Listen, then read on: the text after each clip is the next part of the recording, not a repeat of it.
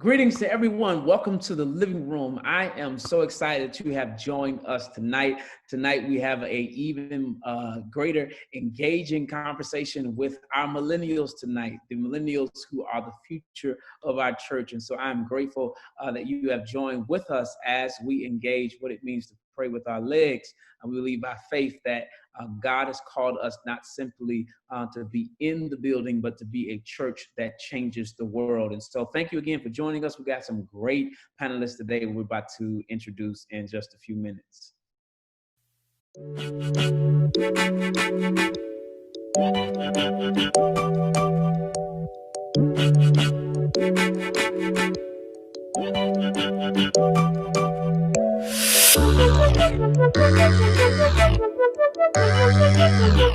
Welcome everyone to the living room. We are grateful that you all have decided to join us here at this living room edition called the Millennial Conversation.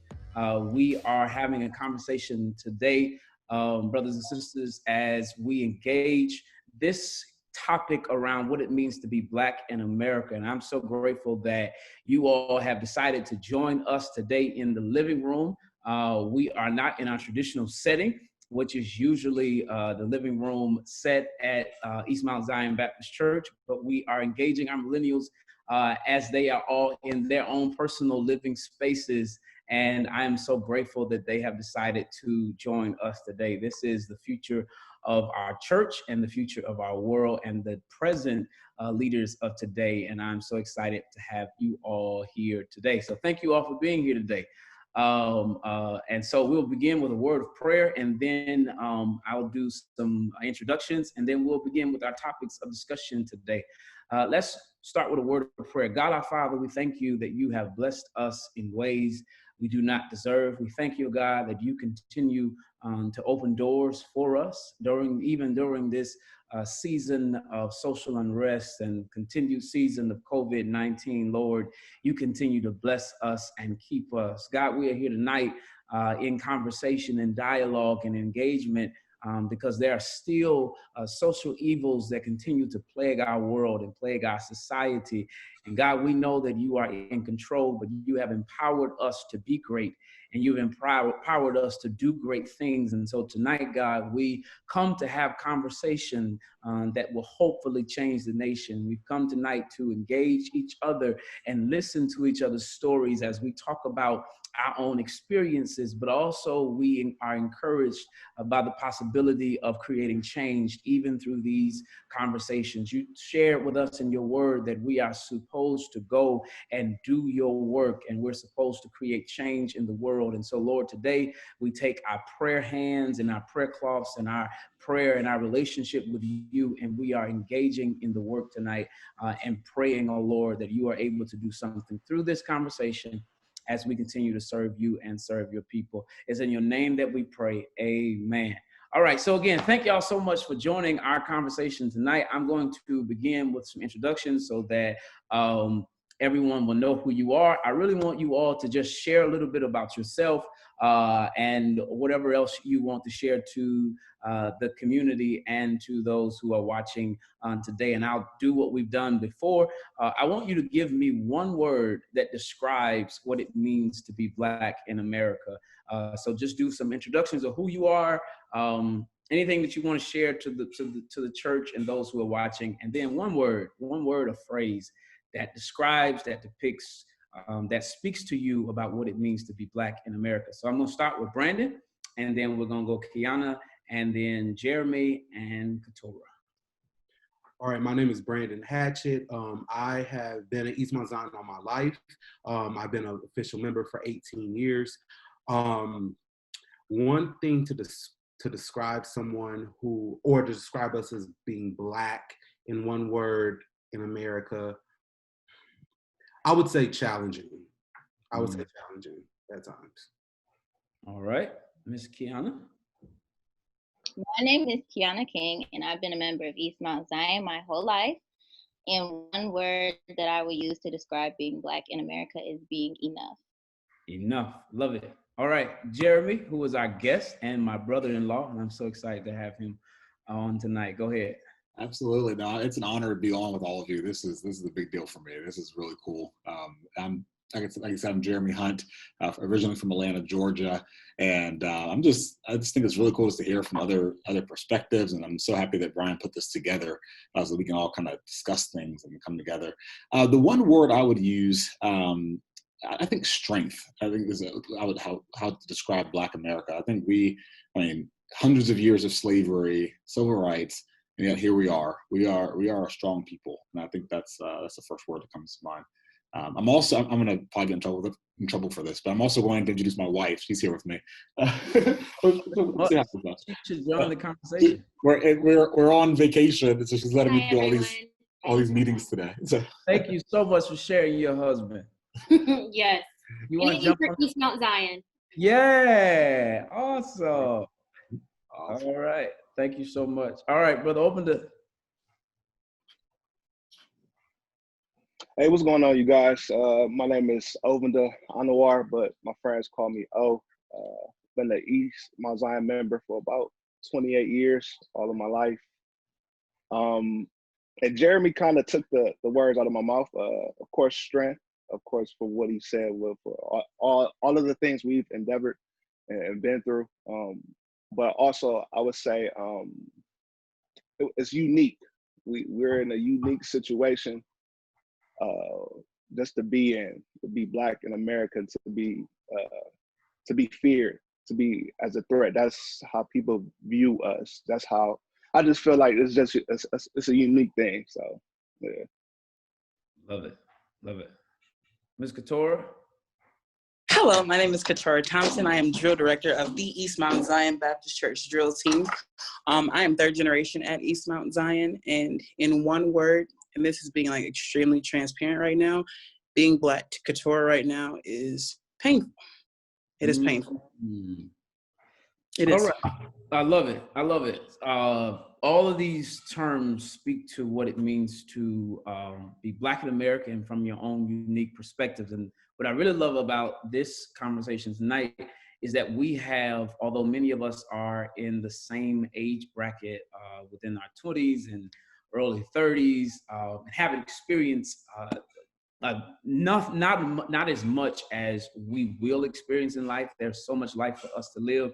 But even within these last maybe decade, we've seen so much and have experienced so much. And to be Black in America, whether you are 20, whether you are 10, whether you are 15, is a unique experience to walk outside and go into different spaces and go into different environments. It breeds something different for us that no one else experiences.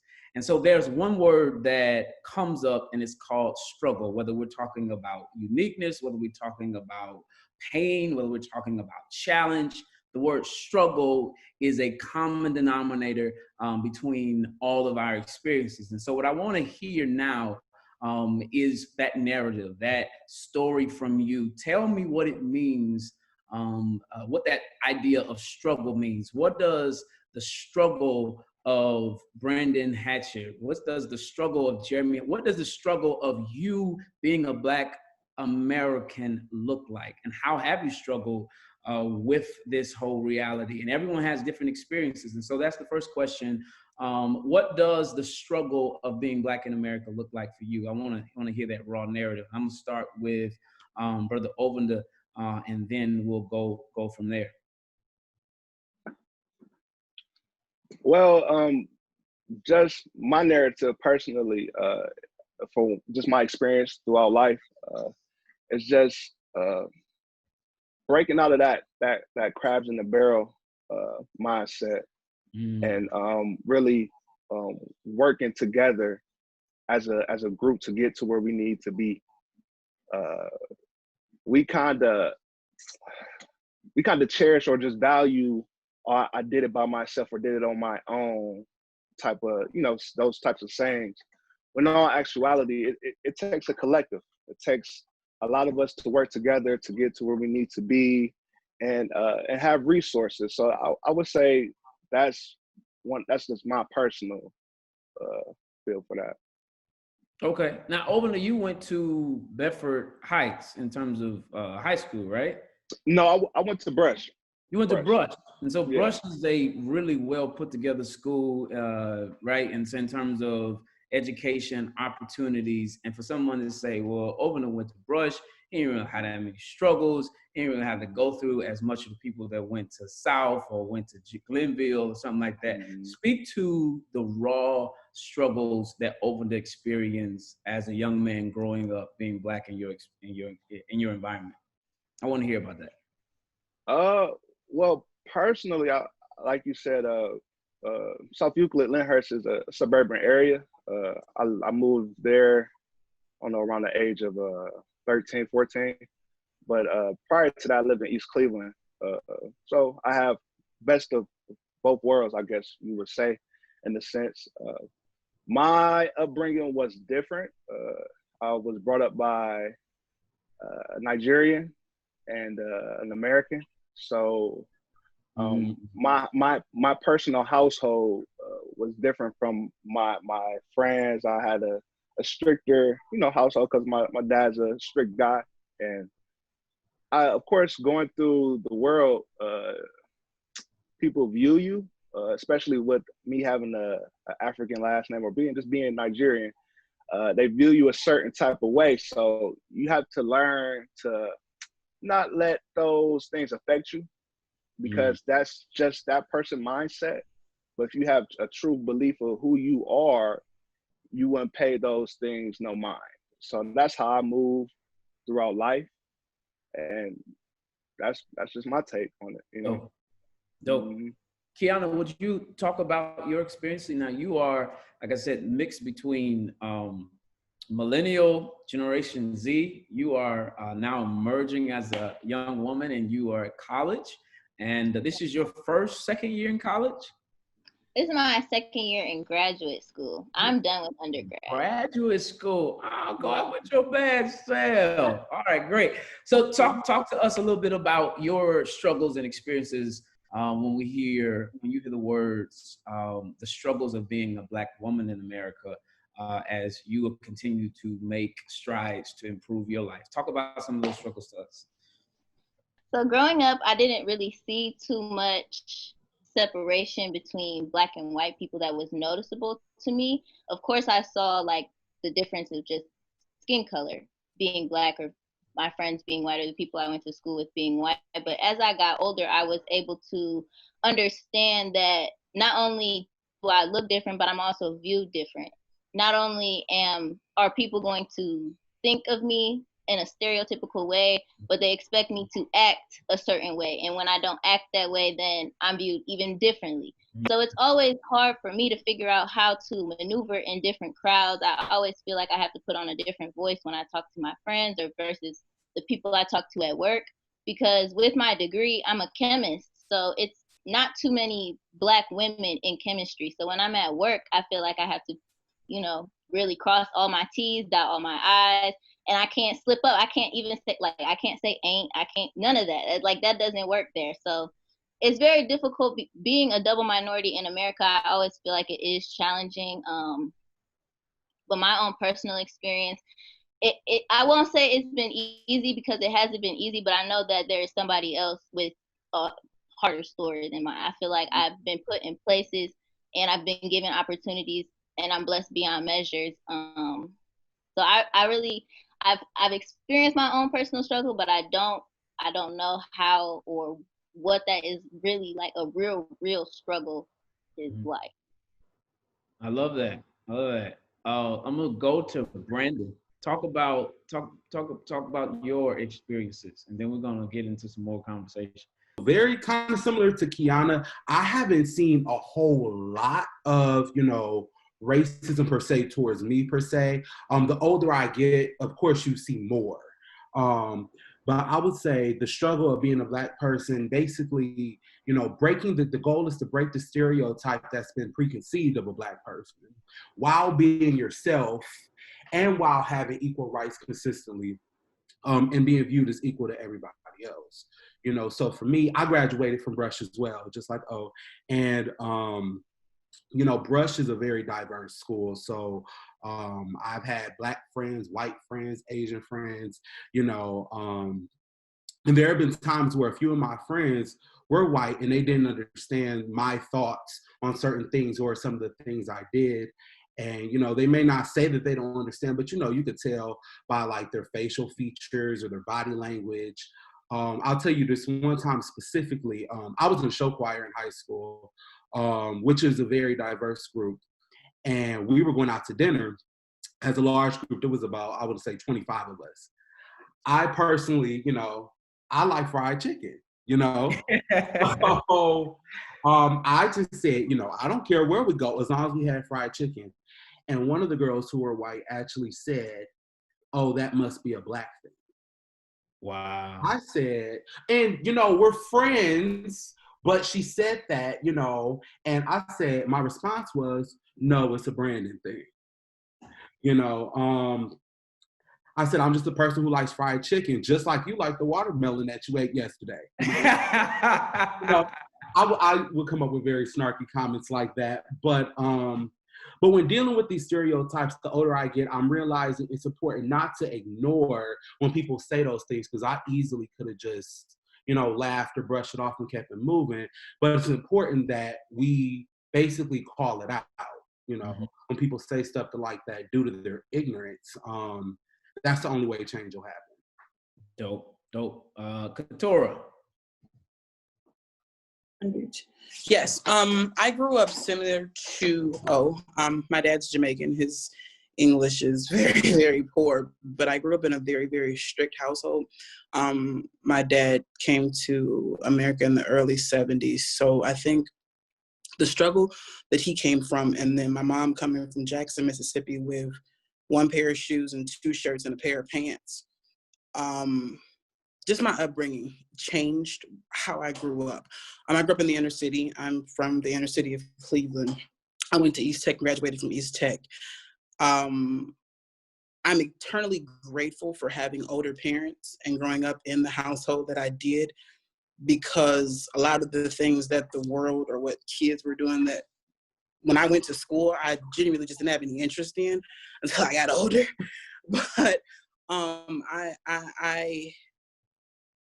saw a lot of things in school and growing up that kids shouldn't see. You know, I experienced friends of mine being killed in the streets growing up. I've had friends who've gotten pregnant in junior high school. I've seen a lot of things, you know, going to a school that was underdeveloped and underfunded, and I'm not a product of my neighborhood. I'm not a product of my school. I'm a product of my parents, and as cliche as it sounds, I'm a product of East Mount Zion. I was one of those kids where it genuinely took a village, like the entire church, my entire family, it took an entire village for all this amazingness. But I saw a lot of things growing up that I think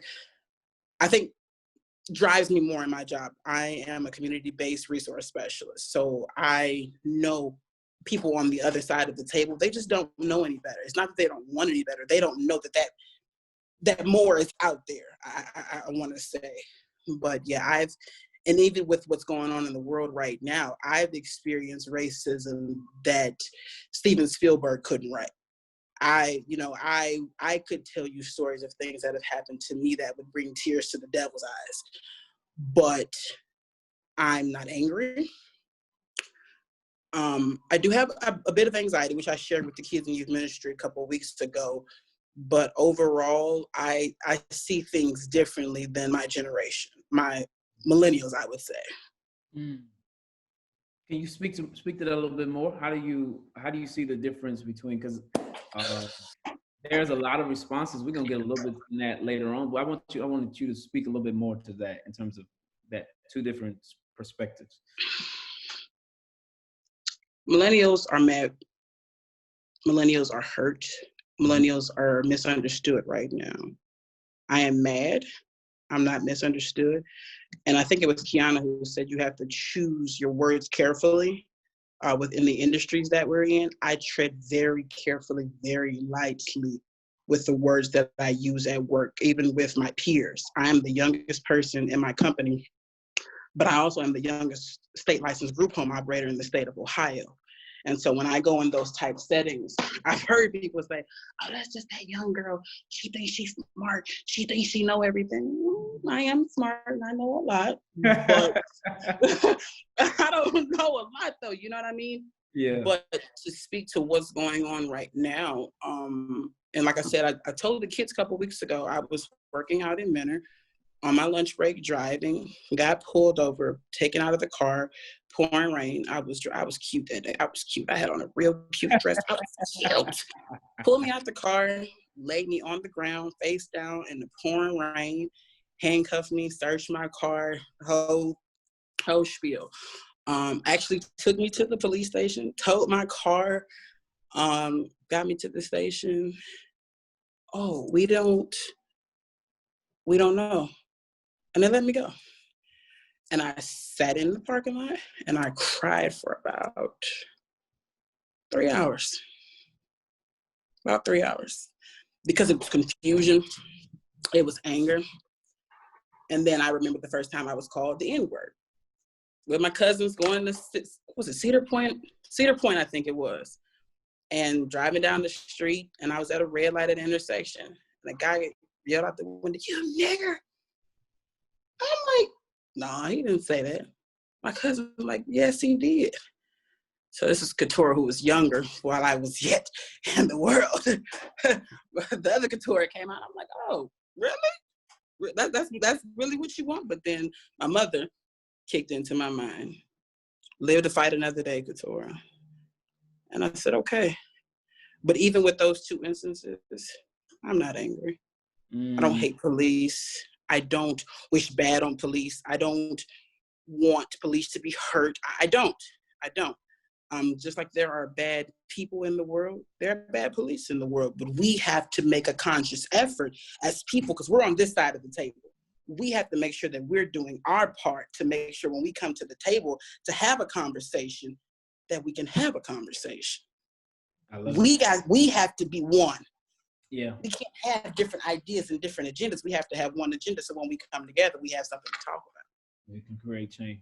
I love it. I want to shift and hear my brother-in-law, Jeremy, preface this question, because it's the same question in terms of what it means to be Black in America. Krista talked about this, as well as one of our youth, Donna, talked about this existing in a environment, an all-white environment, growing up in a nice neighborhood where you are identified as either too white for Black people, or you can't operate in your color with white people, right? And then get stigmatized and criticized for being educated and wanting to do better with your life, right? And so you and I have had conversations offline and private conversations, and I really love the activism that you're doing and the work that you're doing within the community. Jeremy didn't share you all, but he has just got the privilege and opportunity to go to Yale Law School and is doing great work in that piece. So I want you to talk about your struggles and growing up and experiencing some of the things you experienced, and then talk about how you responded to those. So go ahead, man.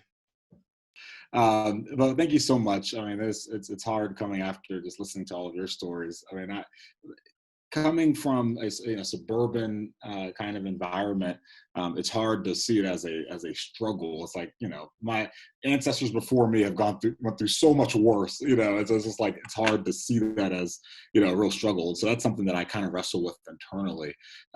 But for me, a lot of it was kind of like as you described. It was just this constant battle of a lot with identity, and knowing who I am, and you're sometimes you're too Black for the white kids, but you're too white for some of the Black kids, and so it can be difficult. And so one thing that I do appreciate coming from two parents that have always kind of kept me grounded in that, and knowing who I am, and being a part of a strong church with a strong African American culture that I think is special.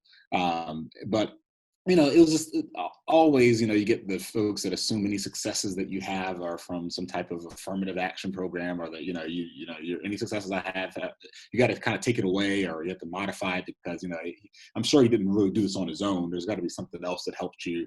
Or even when I was at West Point for undergrad, everyone assumed I was a part of some, sports team, or that I, had some type of preparatory school before I came to West Point.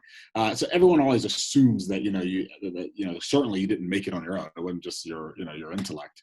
And then on the other side, there's just this idea that our only worth as a people is in sports and entertainment or whatever. So I've had to deal with a lot of that silly stuff, and mostly, my response is usually, just to stay above it. Like I'm not going to get into the low culture.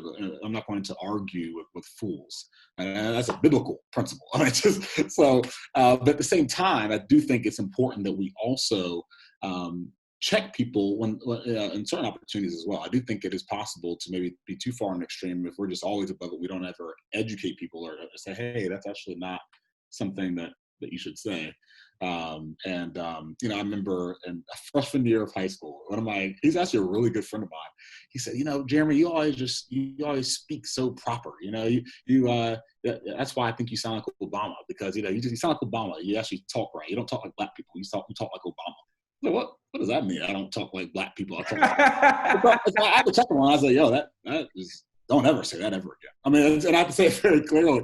I've gotten comments like that before, and so for those that are my friends, I typically will engage on it. But it is it's definitely it's annoying. It's bothersome. It's constantly playing in the back of our minds, and so it's definitely something that I think about often. Dope. I want to shift this conversation and kind of piggyback on what you all have been talking about, what it means to rise above certain stereotypes, how you've been seen. I read this quote for the last 2 sessions by Du Bois, and the quote says, "You misjudge us because you do not know us." And so I want to now have this conversation around what does it mean to be misjudged, misunderstood. And to the point, and I have been in this place when I went to Vanderbilt and being in that community and not being understood and being misjudged and thinking that I have to become someone else, right? So I grew up in the mean streets of 86 and Superior, but I didn't want nobody to think that, right? And so I became what one poet said, while we wear the mask, right? So I started creating a mask so that persons didn't really see me for who I was. And so I want you all to talk about what it means and what it has meant to you to be misunderstood, and how you maybe sometimes have mismanaged the moments of not wanting people to see you for who you really were, and creating masks so that you could not even have to engage in those conversations or not even have to deal with some of the backlash. I'm going to go to Kiana and hear her point of view. So from a personal experience at UC that I've had as far as being misjudged or misunderstood, like I said, I'm a chemistry major, or I was a chemistry major. So I didn't see a lot of Black girls. I didn't see a lot of Black men. And it was difficult. And I had a teacher once tell me in one of my most difficult courses that I ever took. I mean, I probably took it as many times as you can actually take it without having to like repay for it. But I took it so many times because I didn't think I got the best grade or anything like that. So I went to my professor for help, like they encourage you to do at UC. If you have a problem, come to your professor. And my professor told me that I was incompetent, that I should change my major, that I'm not going to get anywhere in her class. I need to go and I need to do something else. So that made me feel like I wasn't enough. I wasn't good enough to do, or I didn't live up to some type of standard that she had for me. And that broke me, because here I am at a PWI. I want to do, the best that I can. I'm already a minority in my major. I'm already a minority on campus. So what I did is I just tried to take that negativity and change it into positivity. So I ended up with a really good grade in her class. Like I got either a B plus or a B, something like that.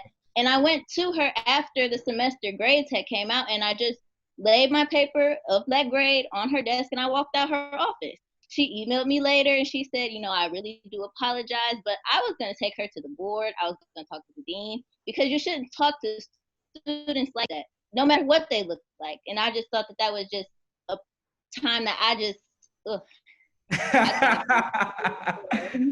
I love it. I love it.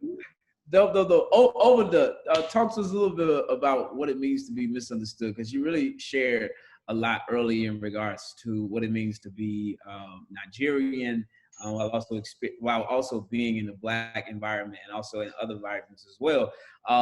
Speak to that whole reality of misjudged, misunderstood. Well, we all naturally we all judge a book by its cover, but some people act on more of it or say more. Some people just bottle it in and actually just let for people to prove things, to prove them if they're right or wrong. But my personal experience, just like Kiana, but at the high school level, I had a teacher, I think around my junior or sophomore year, and she had made, let me just give you a little background. Never been suspended from school, never got into no trouble, was an athlete and things of that sort. She, out of nowhere, I don't know, it was a situation, and she told me in front of the class that I don't deserve to graduate or something, or I shouldn't graduate. And it was just her saying that purely off the point of just being intimidated by my presence as a bigger Black man in the school that's at that time that was predominantly white, and she just voiced what her natural reaction was. And me as a kid, I thank God I've been through some things and I knew who I was, to not act a certain way after she said that. I just shrugged it off. But those instances to where a teacher could tell a person that exact statement, and him not being in that predicament, it's truly crazy. So that's just one of those things that it's crazy that a world would judge you just off of what they think. They don't do no research. They don't have any experience. It's just off what they think. So right, preconceived ideas of who you are even before I meet you. Right. Exactly. I love it. Brandon, you spoke to the narrative or stereotype I always talk about eating chicken and eating watermelon, right? So that was many times where in Nashville, hot chicken is a thing. And you get a whole bunch of white people who love hot chicken in Nashville, and you trying to eat hot chicken and they're looking at you like, oh, I bet you love that chicken, don't you? And so I've been there before. So I want you to speak about that whole idea of a stereotype, even beyond the chicken, but being misunderstood as a Black man in the context that you've been in. So, I mean, I can bring up just like another example, but beyond the fried chicken. I will admit, fried chicken from the South is good. Remember, when we went to Memphis, we had that Bojangles. It was the bomb. Never heard what Bojangles was before, but it was really really good. Anywho, outside of that, I would say one of the things, like I said, at Brush, it was diverse. As O said, when we were there, it was predominantly white. But I had different sets of friends, and some of my friends didn't intermingle with each other. So I guess you could say maybe I had a set of Black friends, then I had a set of white friends, and then I had an intermingle group as well. And I do remember I actually got into it with some of my Black friends because they didn't understand why I was hanging with some of the white friends, and I was told that I talk white. I was in a lot of honors classes too in high school, so I was told that I talk white. No, I'm just talking proper, things like that, that has came up. So I've experienced a couple of little things like that, but like Jeremy said, it's important that we confront those things, you know, when they're said, because people are always going to misunderstand you or not understand where you're coming from, or just the fact that you're just being you, you know, if you don't say something about it. I love it. I love it. I'm gonna shift to Jeremy, and then we'll hit the Katora, and then we'll go to our next question. Yeah, I think you nailed it. I do wish when I got some of those comments, I was as witty as you are, Brandon, with the quick retort. That's the Jeremy thing, you know. That would have helped me quite a bit more. But you know, I think a lot of it is just finding that balance. You know, there are some people who want to. Who legitimately want to be educated and want to learn more. I do think there are people like that are out there and that are receptive to hearing, you know, or hearing a different point of view. And then there are others that are not, and they're never going to get it. And so, you know, I think it's just finding that balance of, you know, who am I going to engage in? You know, on social media and stuff, you know, sometimes I'm like, you know, am I going to get into a Facebook argument with this idiot to put something up there, you know, or am I just going to, you know, do it later or what? So I definitely think it's something that constantly we're thinking about a lot. I think about just even being in the Army. I was talking to my wife about this. If I'm not in uniform and I say I'm in the Army, people assume that, you know, I'm like a private or something, you know, and then I have to like say, no, I'm actually a captain. People don't believe me until I literally have to show my ID. Whereas if I were white, I would not have to prove my credentials at any level like that. But just this is wild. They think of this young black man as in a position of authority. And so stuff like that is just, it's annoying. It's ridiculous. And I don't think people even all the times even realize what they're implying when they, you know, ask for, you know, additional verification. And so, you know, it is, I think it's something that we are, first off, we're allowed to be angry. I think we're allowed to be annoyed and frustrated. And I don't think that it is something that we need to brush over or just, you know, assume is not real. I don't think that's helpful either. I love it. Couture? I worked for a company about a couple years ago where the same incident happened when I was on lunch break. And they were of a different faith, and I was the first Black person they'd ever hired. And I don't know if they were more amused by the fact that I didn't have a tail, or that I didn't walk around with chains on, or the fact that I knew the difference between there, and there. They would make it a point to point out the fact that they would see things on the news and they would go, oh, Katora, I saw something happen, you know, in the city earlier.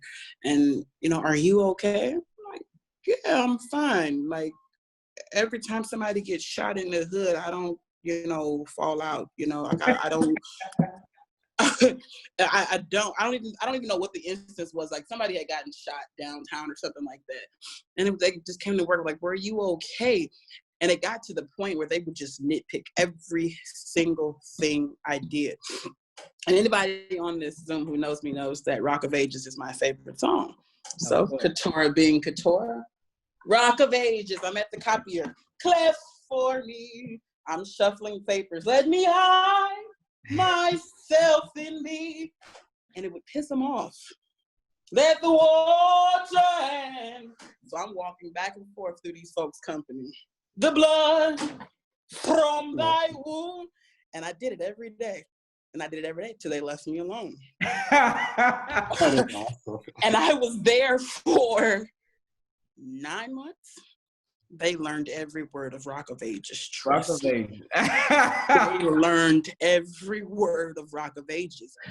But I would go home and they used to like to yell at me. Katora, you're not doing this right. Katora, you're not doing that right. And I was doing everything right. It was just always something. And I remember like my first week, I walked into the bathroom and I overheard my supervisor talking to the next person above me. And she was like, I give her a week before she quit.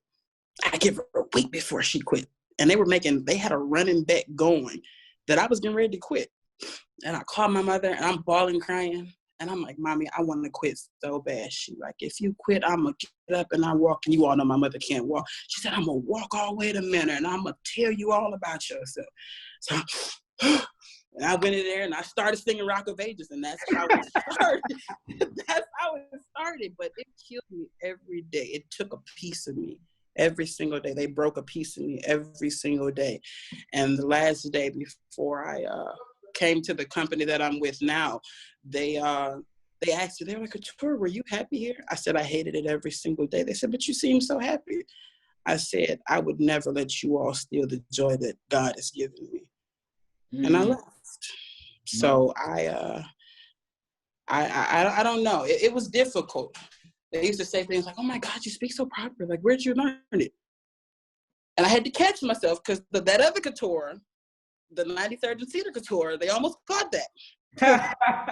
They almost caught that Couture, but they got this one. I got you.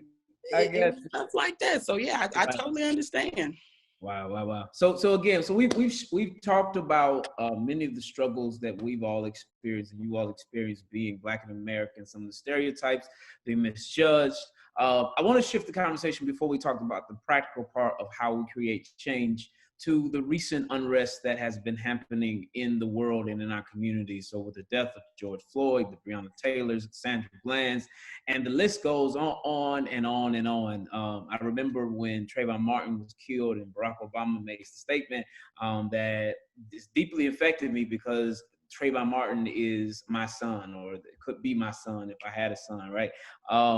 George Floyd is murdered, right? And there is huge social unrest in not only the country, but the world. There are marches all around Paris and Germany, all across the world as a result of this man's death. And I watched Dave Chappelle's video, a stand-up called 846, and he made this statement. He says, I can't tell you as a man watching another man go through something like that, what it makes you feel like. This is the question. As a young person in America, what has been your reactions to the murders of innocent Black women and men at the hand of police brutality and the response of young people all over the world? Did you feel a call to respond? And how are you wrestling with that call? So I'll repeat that question again.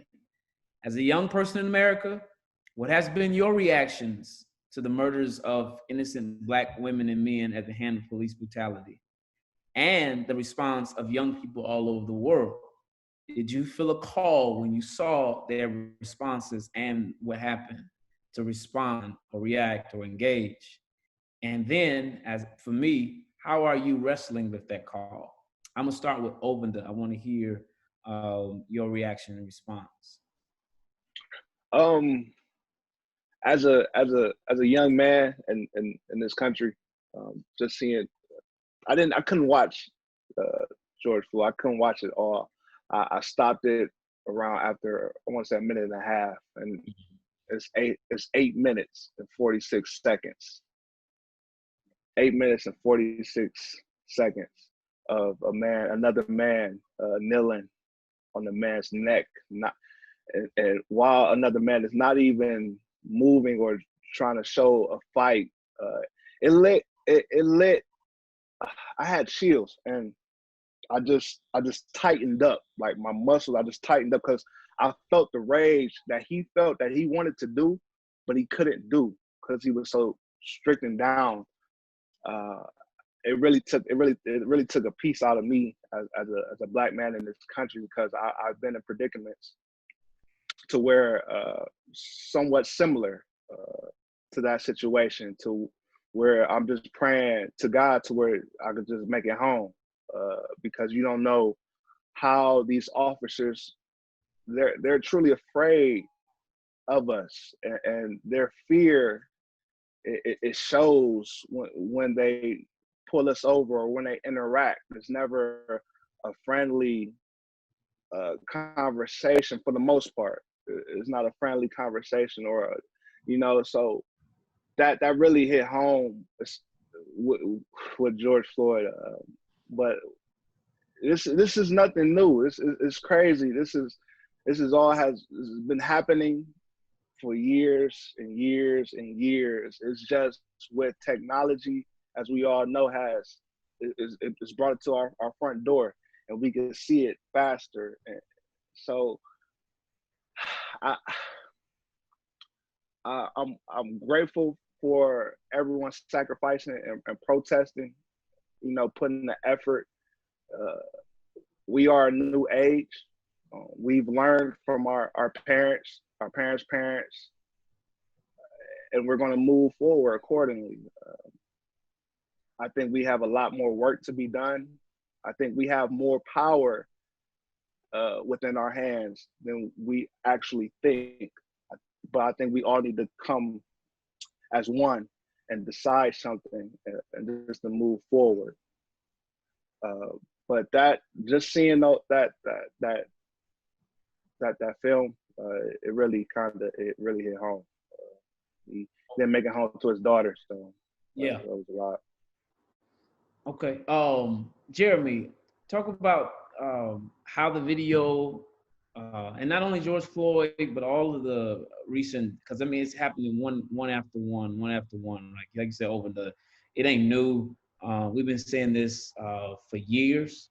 The revolution now is being televised for us to see it. So Jeremy, talk about how it impacted you, seeing the young people engage in social reform and protest, but also like talk about the call that you may be feeling and how you're wrestling with how you should respond. Yeah. Well, I mean, it's just heartbreaking. I mean, it is. There are no words really to describe being able to watch something like that. I mean, it is. It should stir something up inside of us. I think if you watch that video and your response is, you know, and you're unmoved by it, I think that's there's something wrong with you. I mean, if you can watch that and you're not, it doesn't stir something inside of you, especially as Christians. I mean, it should definitely any injustice should bother the body of Christ. Seeing, I mean, especially because as Christians, we're supposed to operate in a spirit of compassion. I mean, our heart should mourn with his family. Our heart should mourn just watching it and mourning with our community. So I definitely think there is something wrong with us if we're not upset by that in a major way. One thing that I was thinking about recently is just about how the opposite of love is not actually hate. Opposite of love is apathy. It's just not caring, right? Because hate actually requires you to have some level of passion, right? You have to feel a level of passion about it. But what I'm seeing right now in our country, the issue is a spirit of apathy. We don't care about our fellow Americans. We don't care about people that look differently from us. And it's saddening and it's disheartening. And so my response to that is, first off, being quick to call out injustice. When we see it, you know, saying, hey, this is not okay. This is not a normal thing that happens. This is not something that we're going to be okay with.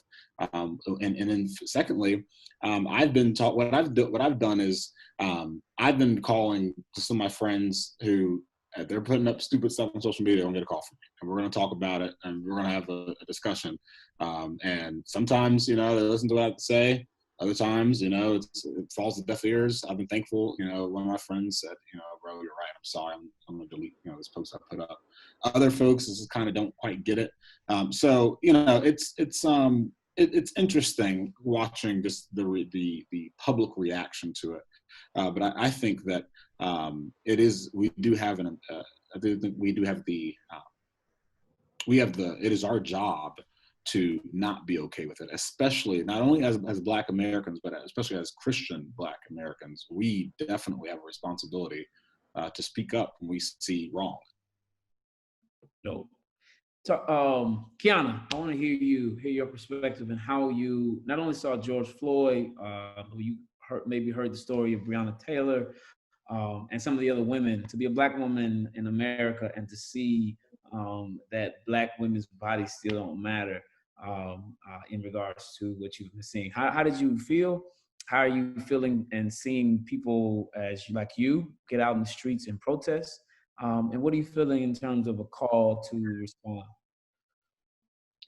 So with the George Floyd video, I actually saw it while I was at work, which was difficult to deal with in the sense that I work with majority of white people. So it was hard to really internalize, really process everything that was going on with my emotions. As far as what I saw, I had no words.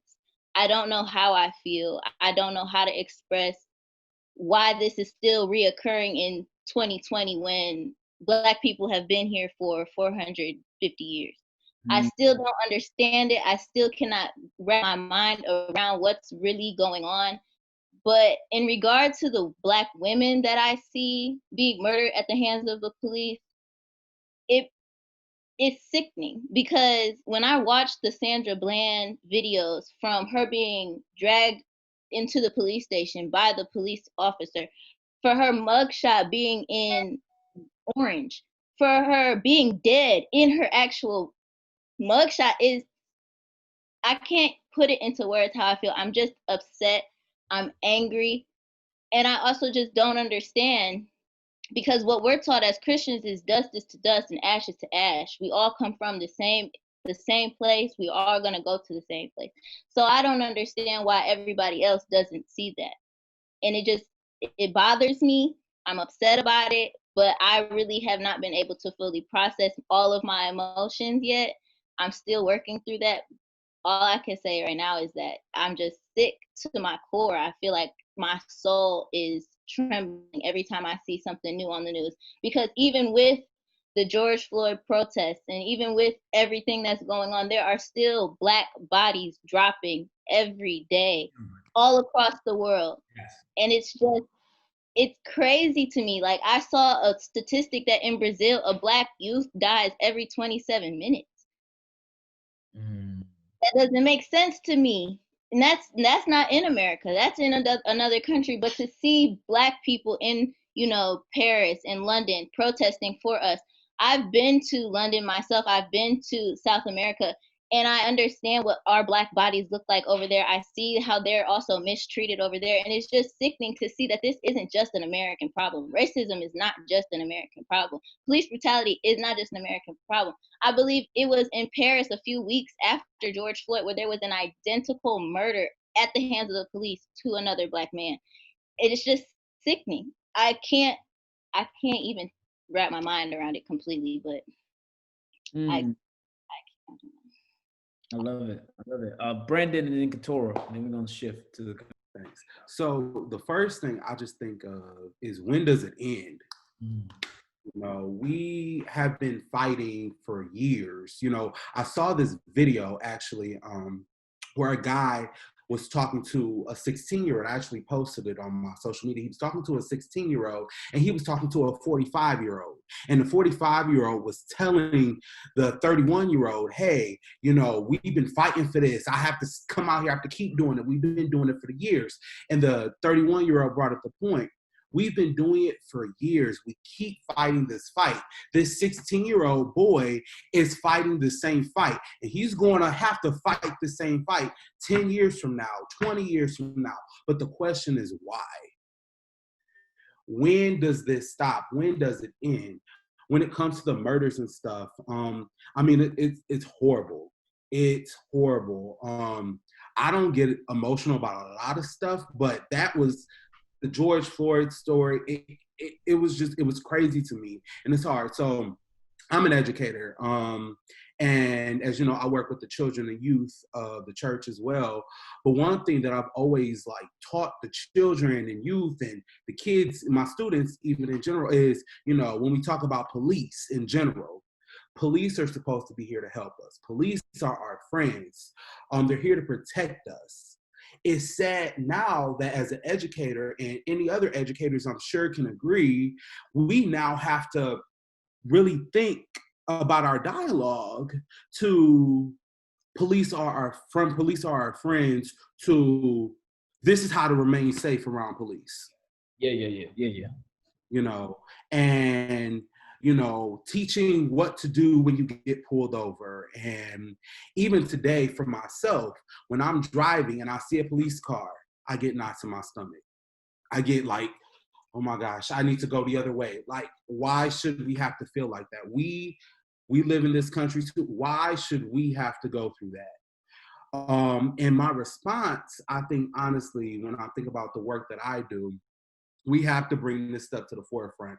We have to discuss. We have to have conversations like this, and we have to educate not only our young people, but also educate those racist people as well, if that makes sense. You know, so yeah, that's pretty much all I got for that. So Couture, you and I have had conversations around the work that you're doing in the community. You are engaging young people and helping families come together and providing resources for them. So I really want to hear how not only you reacted and responded to the video, and how you're seeing young people engage in changing and protesting, but also how are you thinking about practical ways to create change amidst what you've been seeing? When I first found out, I ignored it because I did not have enough energy in my being for another dead Black person. I didn't. I remember sitting in Tamir Rice's funeral, and I couldn't process it. I just didn't understand. I couldn't imagine in my mind, what about this Black kid made you so angry that you had to kill him? And then I finally watched the video. Last week I saw someone that put together some clips on YouTube. And I sat there and I watched a Black man die on national TV. And I don't think I've ever been this angry in my life. I don't think I've ever been this hurt in my life for someone that I didn't know. And like I said, I'm still processing it more and more, even since the lynchings have started to come out now, even as early as today. I saw where they found a Black man hanging from a tree in Texas. And it's just like, what's wrong? What are we doing wrong? What about this skin, this color makes people so angry that my life is not worth living? How has it affected me is, I mentioned earlier, I have serious anxiety. Pulled out of my driveway, getting ready to go to Starbucks. Was it 2 weeks ago, Brandon? I think it was about 2 weeks ago. I had a full-fledged panic attack. A Shaker police, he was just driving past. Nothing with Couture. He literally was just driving past, and I just could not breathe. Like, what if he gets behind me? Or what if he's having a bad day? Or what if I look like somebody who could have? All of those things ran through my mind. And I worked through it or whatever, and I prayed, and I went about my day, but that's how it has affected me. And so far as my work now, I believe communication is really important. And I grew up in an era where communication in my household was really important. I'm having real life communication, real life conversations with these families that I'm interacting. And I'm asking them, well, how do you feel? And they're telling me that they're angry and white folks don't care about Black people. I said, well, what makes you think? I'm going deeper than just that surface layer of just that anger. Because I feel like at this point, and I hate to say this, I feel like killing Black folks is okay. I feel like it has been made okay. And I find myself oftentimes getting caught up in the comments on the news stations, and I read the feelings of people. And I had to catch myself last week because I said, I can't stand white people. Why? Like, I can't. And I said, hold on, Couture. That's not right. Because I'm sitting up here telling the kids at church that, you need to look past people and look for the good in people, and that all people aren't bad. But you let some people with Twitter fingers on Facebook make you mad. You know what I mean? So I have to check myself, because I'm working with people who don't have the knowledge and who don't have the Jesus in them to know the difference. I love it. Kiana, everyone can't protest. Everyone doesn't do change the same way in terms of responding how we've seen everyone respond. How have you been thinking about, as you've been reflecting and thinking, how have you been thinking about change? And what is your role in creating change within the small community that you have? Can't change the whole world by myself. but I can do something. What is that something for you? So that's something for me is utilizing my skill set, my science background, my biology and chemistry courses and everything like that, and trying to figure out how I can help in a different demographic of Black people, because what I am most passionate about is the healthcare system and everything like that. Granted, I'm not in the healthcare system anymore. I took a whole different turn and went into cosmetic science when I got into school. But still, with cosmetics, I can still make drugs. I can still make topical creams. I can still make products that are beneficial to the Black community, beneficial to our skin, because everything that's on the market for us is not made for us. It's not made for our genetic makeup and everything like that. But what I personally feel like for me, what I can do is try and learn how to reach out to the Black community as far as creating a bond where we feel more comfortable going into the healthcare systems and going and get the proper care we need. My father, as an example, my father has high blood pressure, and his blood pressure was not even on the chart. Like, it was off of the chart. And he wouldn't have known that had he not taken the time to just simply get his blood pressure taken. They got blood pressure machines at CVS and Walgreens. All he had to do was sit down and take his blood pressure, but he didn't do that. Granted, he's still here today to tell his story, but his blood pressure was so high due to the reasoning he didn't want to go to the hospital. He didn't want to hear that bad news. He didn't want to have to deal with anything like that. And it's just him as an example, but there's thousands, even millions of Black people just in America alone who have a fear of going into the healthcare system and going and getting the proper care that they need. So my personal, I guess, reach to that is going to be trying to help where I can in that aspect. Love that. Love that. Over the, you spoke to, well, actually, I saw a post from your wife that you all went to the protest and you were engaging in civil disobedience and civil discourse. But talk to me talk to me about some of the things that you and your wife have been discussing in regards to what it means to create change, what it means to respond to these social disorders that we experience, and what are you and your wife wrestling with in terms of purpose and calling during this season? Well, I feel like we have to be the change. We have to position ourselves to make a change and show the ones after us.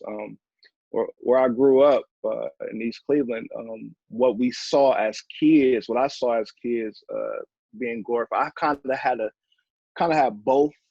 On one end, I saw an immigrant, a Nigerian immigrant, come over to the U.S. and run for office and win multiple times.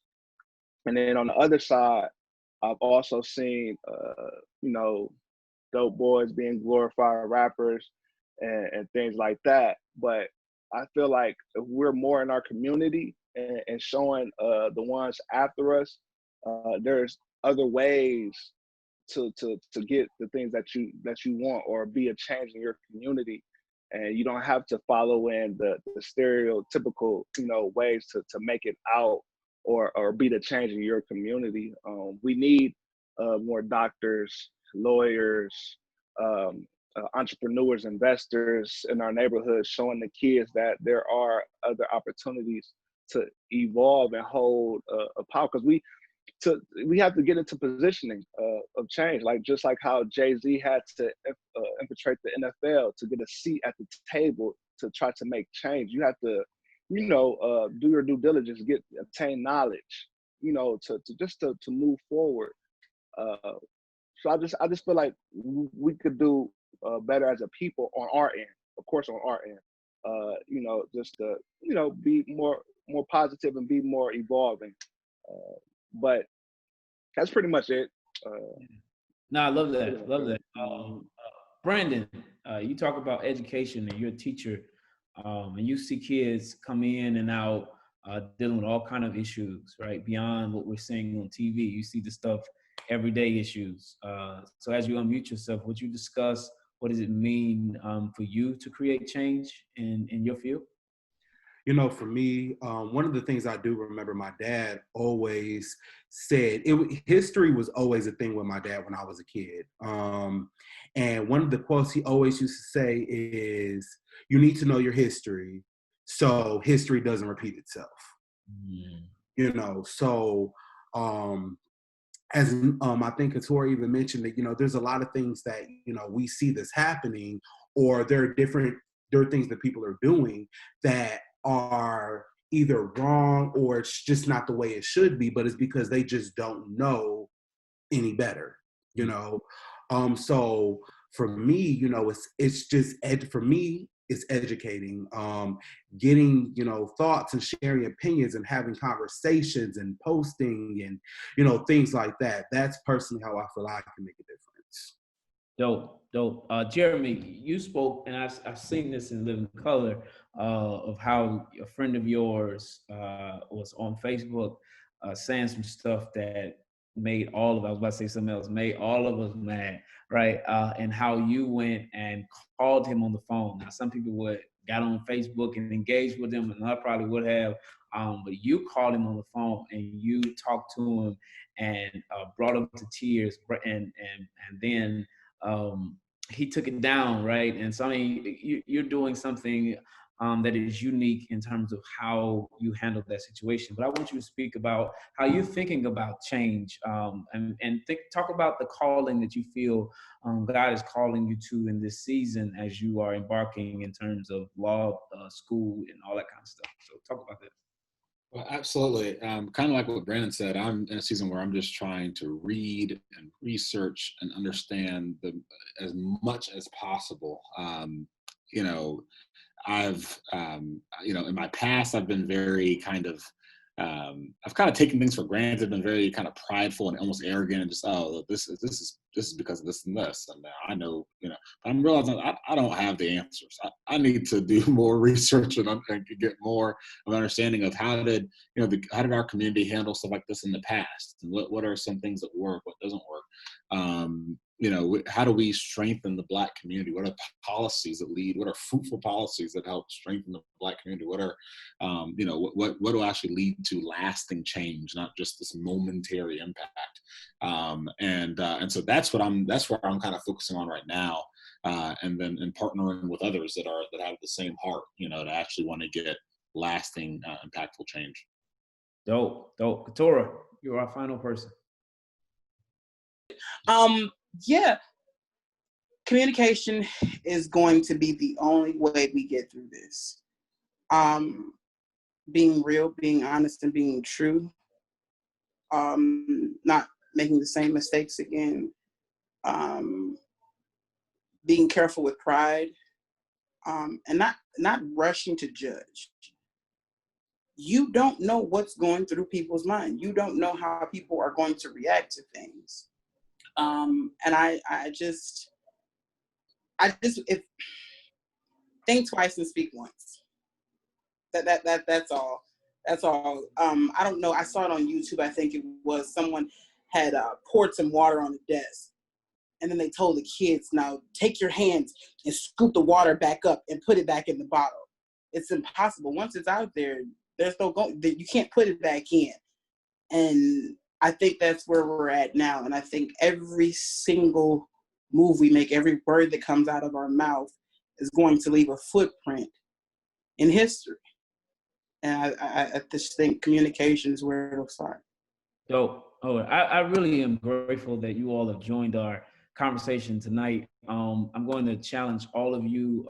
You all have purpose and greatness inside of you all, and I'm praying for you all as God continues to work in and with you in helping develop what that purpose is, as you create change into your community. Obana, you said this, it is being the change that you want to see in the world. And so I'm praying that God continues to work within you and mature that growth and that ability to be able to create that change in the world.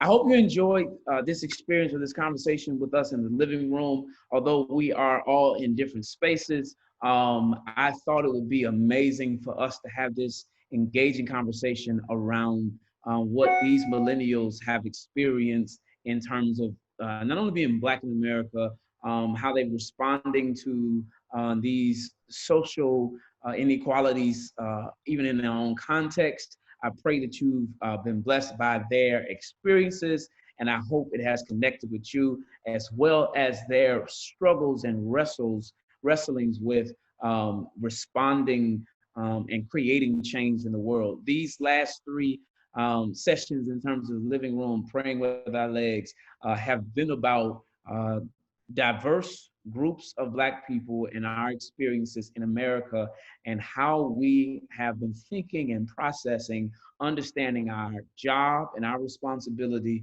in creating change. So not simply to talk about our struggles, but what does it mean for us to begin thinking about the purpose and call God is calling us to, as we attempt to respond to the very things the Lord has put in front of us.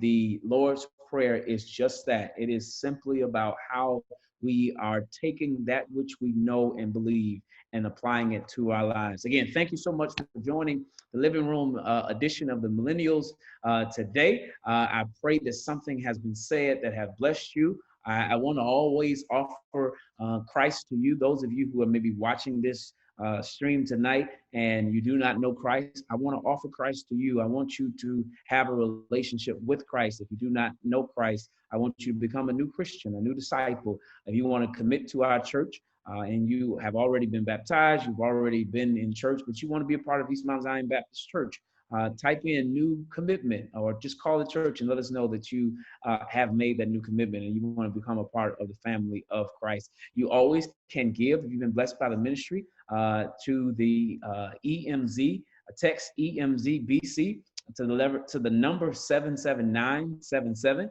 Text EMZBC to the number 77977, and you can be a blessing to the East Mount Zion Baptist Church as we continue to do the work of God. Again, thank you all for joining us, and I pray you have been blessed with us. Join us next week as we continue in the living room experiences. Know we are praying for you and we are praying with you. I want also to let you know before we leave that we are collecting over 500 masks for the Domestic Violence and Child Advocacy Center. We believe by faith that we have a job to do. On your screen right now, you will see the information on how to bring those masks to the church.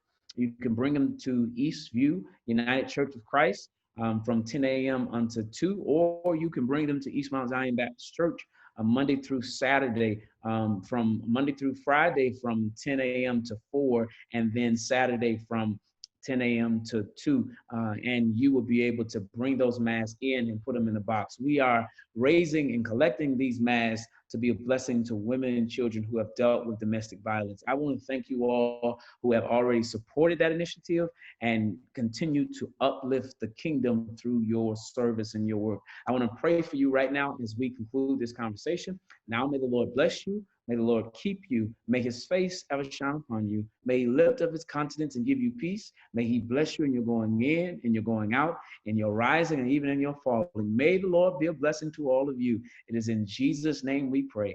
Amen. Have a wonderful day.